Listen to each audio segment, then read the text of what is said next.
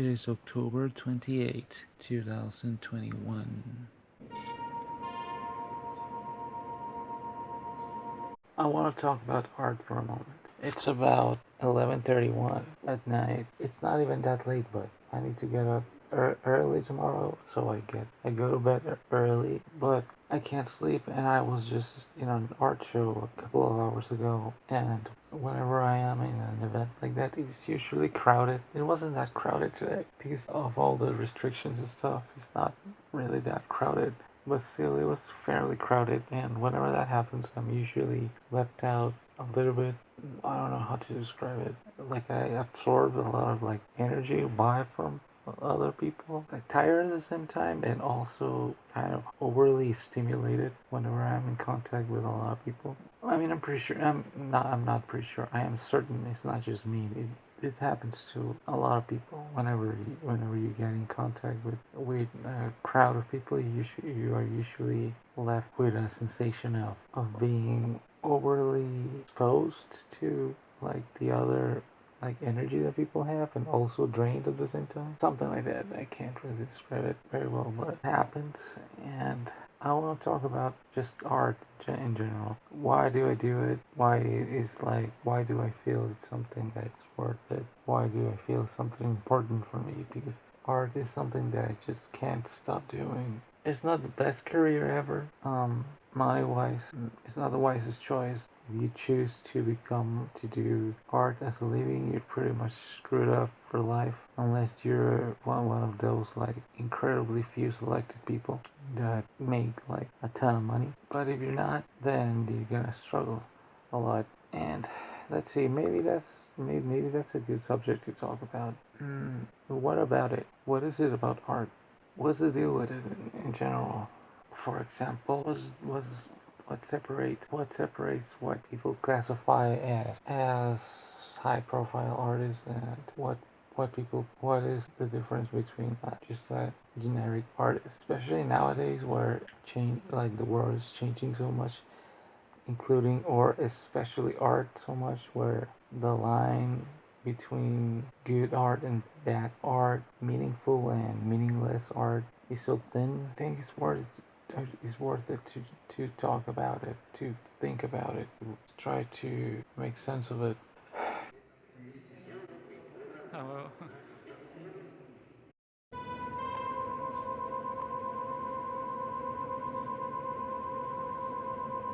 To be honest, I mean, I don't even like to be referred as an artist. I feel it's such a distorted title whenever you think about artists. Whenever people consider themselves as artists, it's usually this sort of pretentious, pompous fucking title, snobby title that, you know the type. I don't want to explain it too much. Everybody knows. Whenever you say artist, usually some kind of mental image comes to your head. And that is why I don't like to be called an artist, even though it's actually, well, the correct terminology. You are, I don't know, carpenter, you're a driver, you are a teacher, a doctor, you're an artist. But still, that's the thing. That's how I view it. Because me, as somebody who does that for a living, who has done that pretty much throughout my entire life, basically, in one way or another, I can certify that it's not that much of a big deal. I have said this so many times throughout my career. Already kind of a long career, like professional career. I've been doing this for a little bit more than a decade, I think. And being somebody who can do basically art so naturally, as most people, I mean, as everybody, at least to a point in their life, is able to do.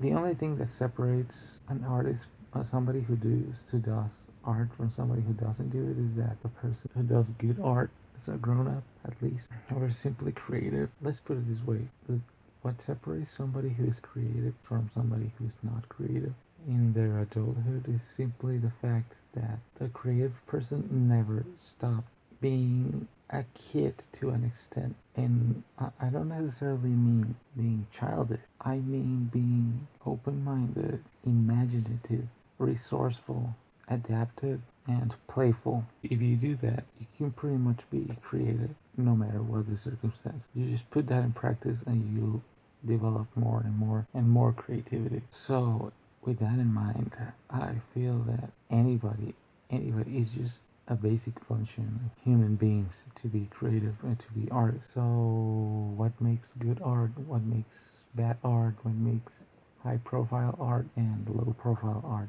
To an extent, there's barely any difference. It all depends on the circumstances. Art is actually not as important as the artist or the movement. The idea of art is more important than art itself.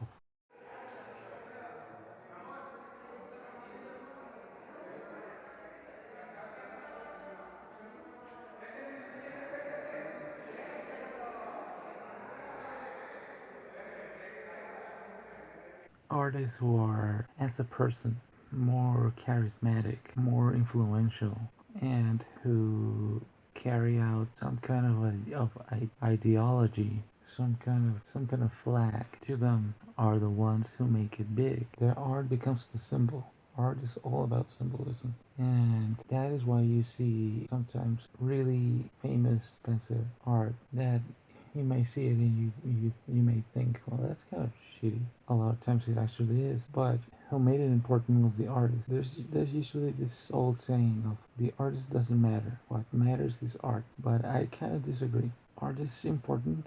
If you have good art, if you have something that people like, that's gonna help a lot. But for the most part, if you're influential yourself, if you carry this dialogue of blah blah blah whatever, something that people can identify with and they can carry on and they can use a staple for themselves. You carry a statement that other people can carry on and utilize, and this transcends time, that represents some part of the time period that you were living, whatever, stuff like that. Your art transcends yourself, and then that art becomes important. But it was you who had to do it. For example, look at NFT right now. What I have never ever seen anything that is NFT that I consider good. Like, I wouldn't say I haven't seen stuff that isn't good, but I have never seen anything on NFT that, from my standards, from my taste, goes anywhere beyond just mediocre or just okay. And you see the outrageous, ridiculous prices that NFTs can reach. And why is that? Simply because of the buzz. Why does a simple JPG?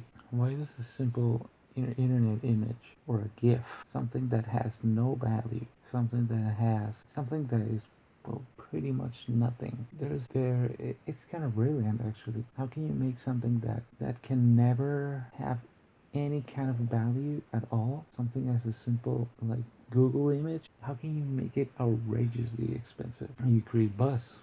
You inflate the market. First, you inflate yourself, your own circles of whoever is trying to move this. You inflate it. You create movement. You create word to word. You create publicity. You spread it around. Follower type people start to see it, start to get curious, they start to imitate you, and they start to make a real market, not just like a self-inflated market, but an actual market outside of the main control of the first group of people who are trying to artificially inflate it themselves. And with that, you already got a buzz going on, and with that, you start creating hype, and the hype, the type of people who are more gullible, more influential, start to see it. They get sort of like infected with it, and next thing you know, you have a market that is outrageously expensive right now with something that was nothing. And you see my previous example there. Art didn't really matter. You can make the argument that you like the image or the GIF or the whatever. It's okay. Everybody has different tastes, and as I said previously, the difference between good art and bad art not only is in the eyes of the beholder, but it's also varies. For example, sometimes a hyper-realistic oil paint can be considered kind of bad art in comparison to just doodles. Why?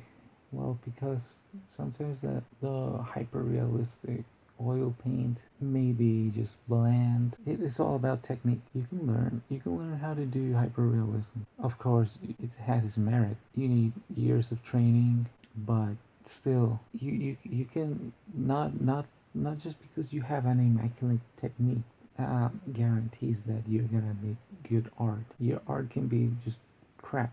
The thing that you can print in an art piece, that you can manifest, the power that image, sound, form, whatever it is, what you can transfer from your mind, your soul, your energy into that piece is what makes it art bad or good. And usually that cannot be determined. At least I can't determine it right now. Quickly, I should have to meditate a little bit on how to describe it and probably talk about it by itself in another video. But still, just because something is kind of bad, it or good, it all depends.